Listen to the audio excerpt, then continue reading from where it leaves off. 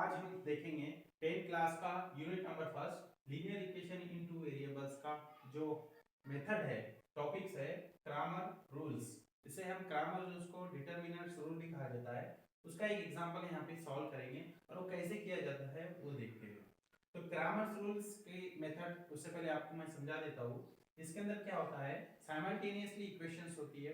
Simultaneously equations को general form में convert करना पड़ता है।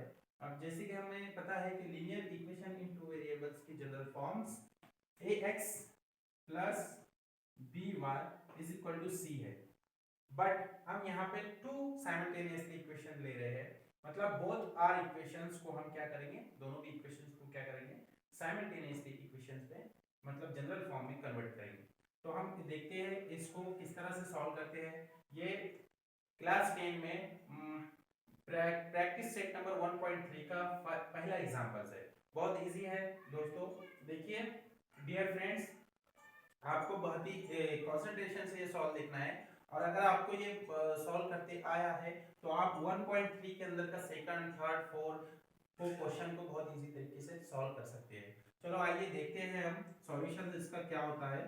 तो देखो सबसे पहले हमको लिखना है given that this equation 3x 4y is equal to 10 and 4x plus 3y is equal to 5। तो सबसे पहले आपको इन दोनों को कंपेयर करना है जनरल फॉर्म इक्वेशन से। तो हम देखो यहाँ पे लिखते हैं compare with equations, both equations means a1x plus b1y is equal to c। ये फर्स्ट इक्वेशन को कंपेयर करेंगे and second a2x plus b2y is equal to c1 और ये c2 because both equations and both general forms। अब देखिए यहाँ पे दो इक्वेशंस की दो जनरल फॉर्म है, इसलिए हम पहले इक्वेशन को इससे कंपेयर करेंगे और दूसरे इक्वेशन को इस इक्वेशन से कंपेयर करेंगे। कंपेयर करने के बाद आपको एक कोएफिशिएंट दिखेंगे, a1 का कोएफिशिएंट 3, तो therefore a1 is equal to 3, b1 is equal to -4। यहाँ पे 4 नहीं लिखना, -4 लिखना बिकॉज यहाँ पे -4 है। उसके बाद c1 is equal to this 10। उसके बाद सेकंड इक्वेशन देखना है और सेकंड जनरल फॉर्म को आपको देखना है। यहाँ पे a2 क्या होगा आप बता सकते हैं 4, b2 क्या होगा +3 मींस +3 है और c2 क्या होगा यहाँ पे 5। दिस इक्वेशंस आपने क्या किए यहाँ पर a1 b1 c1 a2 b2 and c2 की वैल्यू यहाँ पर लिख दिए। आपको अब क्रामर्स रूल के हिसाब से डिटरमिनेंट को सॉल्व करना है। बहुत ही सिंपल होता है। सबसे पहले हम निकालते हैं d, उसके बाद निकालेंगे dx, उसके बाद निकालेंगे dy और फिर बाय क्रामर्स रूल के हिसाब से x की वैल्यू और y की वैल्यू फाइंड करेंगे। सो हम लेट्स गो, हम देखते हैं यहाँ पे d की वैल्यू होती है मॉड ऑफ, इसको मॉड भी कहते हैं या आप क्रामर्स भी कह सकते हैं या फिर डिटरमिनेंट्स भी कह सकते हैं।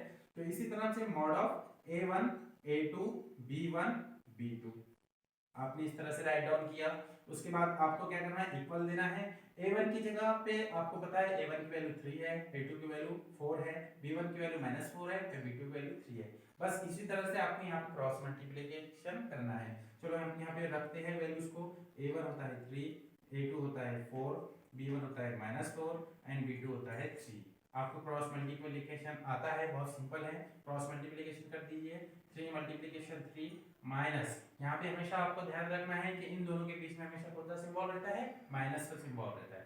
सो हम ये इसको -4 ब्रैकेट में लिखेंगे, ब्रैकेट -4 मल्टीप्लिकेशन 4। देखो इसको सॉल्व करते हैं। सॉल्व करने के बाद क्या होता है, 3 3 जा 9 होता है, ये माइनस माइनस को यहाँ पे प्लस कर देना है और 4 4 जा कितना होता है 16, तो 16 प्लस 9 कितना हुआ 25। तो ये हो गई हमारी d की वैल्यू। अब चलो हम निकालते हैं dx की वैल्यू। dx देखो कैसे लिखते हैं, d को सफिक्स में लिखना है x को आपको, नहीं तो बहुत से बच्चे क्या करते हैं d कैपिटल x लिखते हैं, ये नहीं होता है, ये रॉन्ग है। ठीक है, dx लिखा जाता है इस तरह से। तो dx ds का फार्मूला क्या है, mod of c1 c2 b1 b2। चलो आप पुट करो यहाँ पे वैल्यू। c1 की वैल्यू कितनी है 10, c2 की वैल्यू 5, b1 की वैल्यू कितनी है -4 एंड b2 की वैल्यू 3। उसी तरह से आपको क्या करना है, जिस तरह से आपने इस d को निकाला है उसी तरह आपको dx भी निकालना है। बहुत ही सिंपल होता है ये मेथड। जनरल इक्वेशन जो फॉर्म होता है ग्रामर्स के रूल में, लीनियर इक्वेशन टू वेरिएबल्स को सॉल्व करने का बहुत ही आसान तरीका है। तो देखो आप यहाँ पे क्रॉस मल्टीप्लिकेशन कीजिए, 10 मल्टीप्लिकेशन 3 माइनस, क्योंकि बिकॉज यहाँ पे माइनस ही रहता है, और उसी तरह से ब्रैकेट में -4 मल्टीप्लिकेशन 5। देखो यहाँ पे 10 3 से कितना होगा 30 माइनस माइनस प्लस 4 5 जा 20, यहाँ पे कितना आया 50। तो ये हो गया हमारा dx की वैल्यू। अब लास्ट वैल्यू है हमारी dy। dy मींस कैसे निकालेंगे हम, a1 a2 c1 c2। बहुत ही सिंपल है। देखिए यहाँ पे a1 की वैल्यू कितनी है 3 एंड a2 की वैल्यू कितनी है 4, c1 की वैल्यू कितनी है यहाँ पे 10 एंड c2 की वैल्यू कितनी है 5, है ना, सही है, ठीक है। इज इक्वल टू उसी तरह क्रॉस मल्टीप्लिकेशन कीजिए, 3 मल्टीप्लिकेशन 5 माइनस माइनस सिंबल रहता है इसलिए 10 मल्टीप्लिकेशन 4। देखिए यहाँ पे 5 3 से कितने होते हैं 15 माइनस 10 4 जा 14। आपको यहाँ पे बड़े गौर से देखना है कि 14 में से 15 को निकालना है, बट यहाँ पे 14 कैसा है, ये 15 से बड़ा है इसलिए सिंबल साथ में आएगा। देखिए यहाँ पे ये माइनस का माइनस लगेगा, ठीक है, और 14 में से 15 निकाले कितना होता है 25। तो इसका dx dy की वैल्यू कितनी है यहाँ पे -25। चलो यहाँ पे लिखाते हैं हम बाय क्रामर्स रूल्स। तो सबसे पहले हम निकालेंगे x की वैल्यू। तो x का क्या फार्मूला होता है dx डिवाइडेड बाय d। तो देखो यहाँ पे dx की वैल्यू कितनी है यहाँ पे 15 डिवाइड बाय d की वैल्यू कितनी निकाली हमने 25। इसका मतलब कितना आया 25 1 जा 25 25 2 जा 50 मींस आया 2। तो x की वैल्यू यहाँ पे कितनी आ गई हमारी 2। Therefore x is equal to 2। And y की वैल्यू निकालने के लिए y is equal to dy is equal to d। अब देखो यहाँ पे हमने क्या किया, x अगर निकालना है तो dx लेना है और डिवाइडेड बाय d करना है, y निकालना है तो dy लेना है डिवाइडेड बाय d लेना है। तो देखो यहाँ पे dy की वैल्यू हमने अभी निकाली है, कितना है -25 एंड डिवाइडेड बाय d की वैल्यू कितने निकाले हैं हमने 25। तो 25 1 जा 25 कितना है ये माइनस और ये 1, therefore y is equal to -1। तो ये हमारा हो गया x की कोऑर्डिनेट क्या है हमारा, x की वैल्यू 2 एंड y की वैल्यू कितना आया -1। Therefore the xy is equal to x की वैल्यू 2 -1। बहुत ही सिंपल एग्जांपल है ये, और ये आपको एग्जाम में पूछा जाता है। 1.3 का पहला सवाल है, बहुत ही आसान तरीका है। सबसे पहले क्या करना है आपको ग्रामर रूल पता होना चाहिए।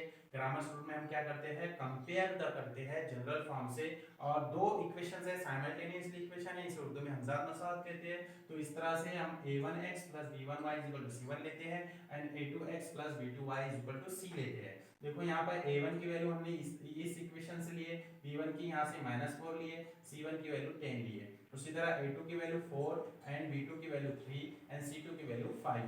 बाद में आपको d निकालना है, क्रॉस मल्टीप्लिकेशन 25, dx निकालना है, क्रॉस मल्टीप्लिकेशन करना है 50 आता है, dy निकालना है, क्रॉस मल्टीप्लिकेशन करना है -25 आता है। उसी तरह लास्ट में आपको ये देखना है कि x is equal to dx divided by d।